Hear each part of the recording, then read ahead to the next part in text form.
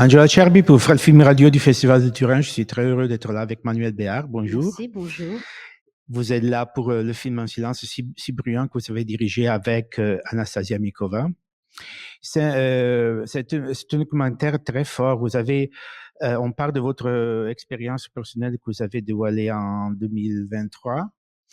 Et vous avez enlevé le voile de silence qu'il y avait sur la question de l'inceste. Et qu'est-ce qui vous a amené à avoir le courage et la force de faire ce film-là? Parce que c'est...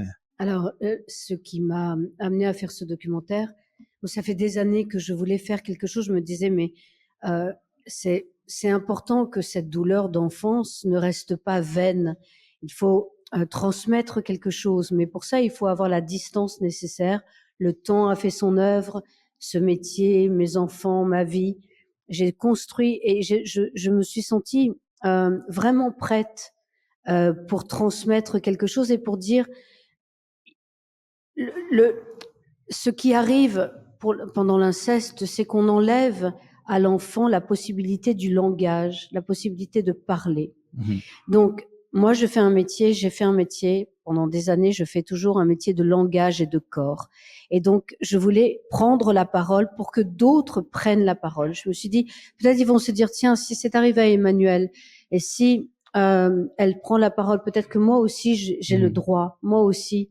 Donc, c'est retrouver la notion du langage, dire des choses, que ce soit pas un sujet de tabou. Oui, parce que c'est une chose très importante que vous disiez dans le film, c'est que les paroles sont très importantes, aident à guérir.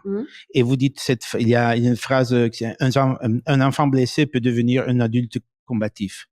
Oui. Que c'est très, très, très important, ça, d'avoir la possibilité de... C'est qu'on a été victime, mais on n'est pas victime toute sa vie. Et il y a la possibilité de transformer ça. C'est pas une fatalité. Il y a des risques que ça blesse, et certaines personnes sont blessées avec des séquelles très graves pendant toute leur vie d'adulte. Ça n'a pas été mon cas. J'ai réussi à réparer, j'ai réussi à avancer, j'ai réussi à vraiment, prendre possession de moi en dehors de cet acte-là.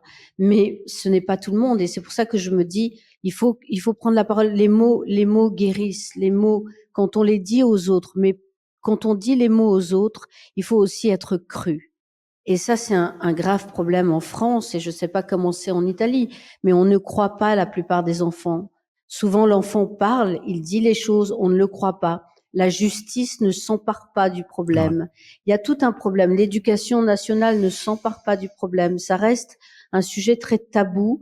La famille sacrée, on ne touche pas à la famille. Donc c'est aussi pour ça le documentaire, c'est pour faire bouger les choses. On a fait des partenariats avec la justice, avec l'éducation nationale, avec le ministère de la Santé. C'est très important d'englober tous les acteurs. Bon, merci beaucoup. Merci beaucoup pour votre travail à Emmanuel Béard, ici du Festival de Turin. Je suis Angela Cherby pour Fred de Festival Inside. Merci encore.